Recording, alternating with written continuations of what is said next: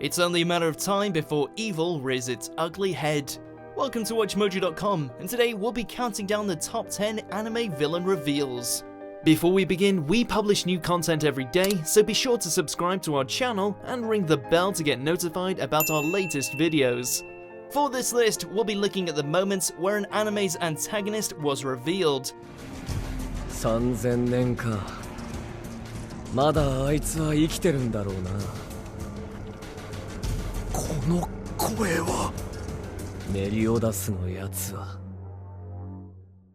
Whether it's through their on-screen debut or by exposing their true affiliation later down the line, you can expect to see plenty of wrongdoing and spoilers with this one. Now you die.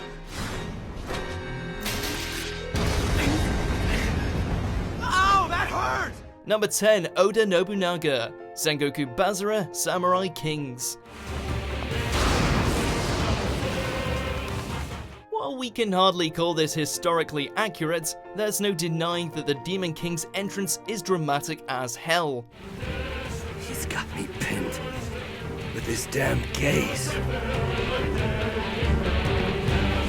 Atop a mountain and surrounded by his armies, Nobunaga's presence is apparently so fearsome that it comes with its own hellish-looking thunderstorm. Phrasing the normally carefree Masamune with just a look, he proceeds to simply stare down his enemies, blow off some guy's head with a shotgun, and walk away like it's another day at the office. Well, at least that sets a tone for the rest of the series. Devil King of the Sixth Heaven, Oda Nobunaga. Number 9, Moeka Kiryū, Steins Gate.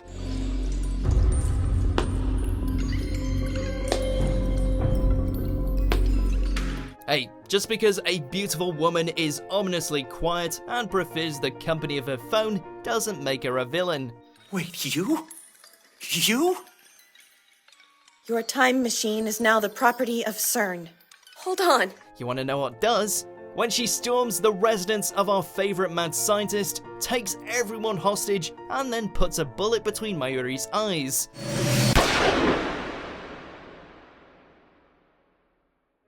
Yep, turns out this sleeper femme fatale is actually an agent of CERN, one who didn't hesitate to kill the most adorable member of the cast in cold blood.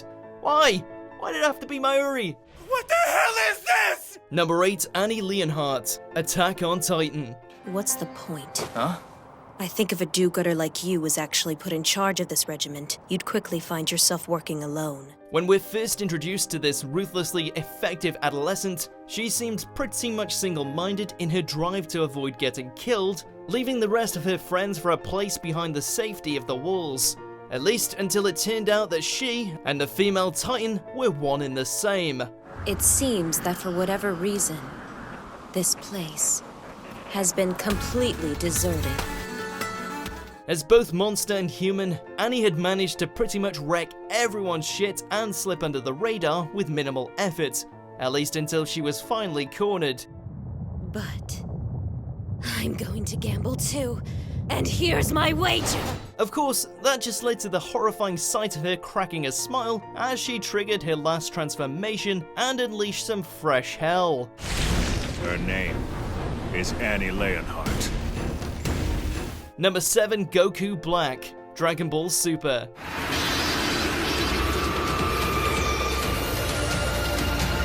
Following on from movie tie-in villains such as Beerus and Golden Frieza, it was time for Super to deliver an original villain that the fans could rally behind.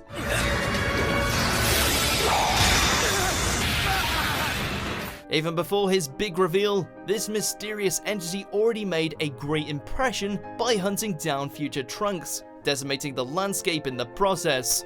Imagine our surprise when the figure steps out from behind the smoke to reveal himself as a much more sinister version of Goku.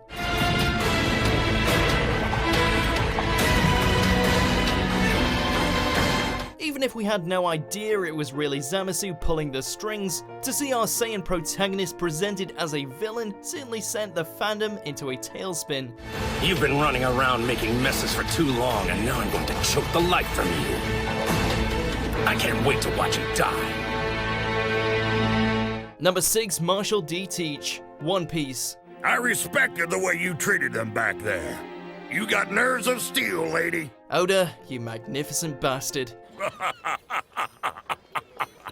That place really does make a killer cherry pie. Who would have guessed that some random stranger giving a speech about the dreams of pirates would go on to become the one responsible for bringing a new age of terror to the seas?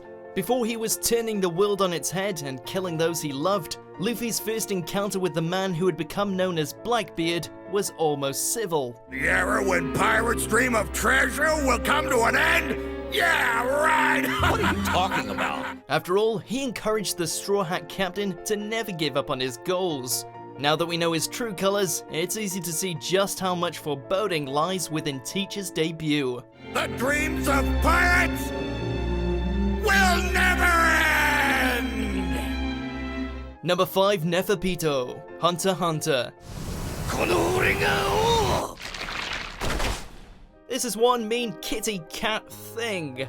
As one of the 3 royal guards in service to the king of the Chimera Ants, this one is nothing short of a monster, as seen when they managed to put a stop to a mini rebellion without even having to resort to violence. 面白そうな話をしてるね。才能がどうとか。僕も混ぜてよ。 When Ramut started getting just a tad too big for his britches, Pitou stepped in to quash his dreams, and in doing so, revealed that their Nen was on a whole different level. The Royal Guard's sheer presence is enough to make Ramut buckle and bend the knee. 決して覆ることのないあらかじめ決められた地。 Number 4, Schwarzwald, the Big O. Alright, so what name do you go by? For the time being, you can call me Schwarzwald. Black? Forest? Even a slick negotiator like Roger Smith needs a rival, and who better than a fellow Dominus? You're a corrupt dog on the city's leash! Hideously deformed, crazy as hell, yet determined in his mission to reveal the truth, Schwarzwald made one hell of an explosive introduction, warning Roger that he was going to expose the secrets of Paradigm City to the masses. Report this to your masters. You can tell them that they will never see their darling reporter in the city again. With his cryptic words and haunting figure, Schwarzwald's first appearance raised further questions as to who the real villains were, all the while promising a violent confrontation with the negotiator. And this was all before he brought out Big Duo. I'm glad you came to see me, you lapdog of this corrupt city! Number 3, Ryoko Asakura, the Melancholy of Haruhi Suzumiya. Seeing her standing there caught me off guard, to say the least. Turns out a taste of reality can be lethal. That's why I'm going to kill you and see how Miss Suzumiya reacts.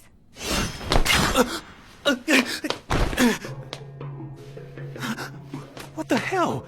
Is she serious? Despite his cynicism refusing him to believe the concept that some of his classmates were time travelers, espers, and a literal god, Kyon finds himself rudely awoken to the possibility when the happy-go-lucky class president turns out to be such a creature, and then comes at him with a knife. Because whether you care about it or not, I really do want you to die. From there, shit hits the fan, all of which culminates in Nagato and Asakura going toe-to-toe in the deadliest form of data mining you'll ever see.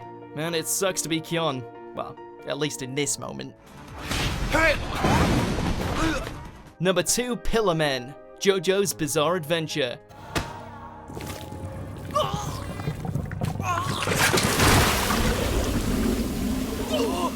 It's not every day you see a barely clothed, over-muscular, Aztec-themed pseudo-vampire emerge from a stone carving, but then again, this is JoJo we're talking about.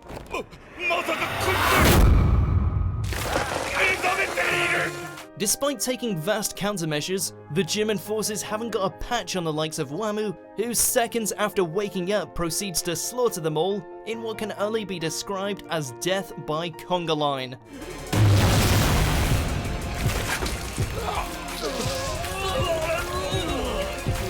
After awakening his masters, the fearsome trio leave their mark by flaunting their stuff. Number 1, Souske Aizen, Bleach. You've become so thin. I'm sorry, Momo. I'm sorry my actions caused you so much pain. There was a time when this man was the villain's villain. Captain Aizen. Back before he could predict the outcome of the entire series, and well before he made the term OP start to look boring, Aizen was the shit. After all, he faked his own death only to make a dramatic return, and the first thing he did was stab his loyal lieutenant. And goodbye. All before proceeding to drop the mic on everyone else by revealing his true nature and showing off his styling new hairdo as he ascends to Hukamondo. From now on, I alone will stand at the top. Goodbye, Soul Reapers. Do you agree with our picks? Check out these other great clips from WatchMojo and subscribe for new videos every day.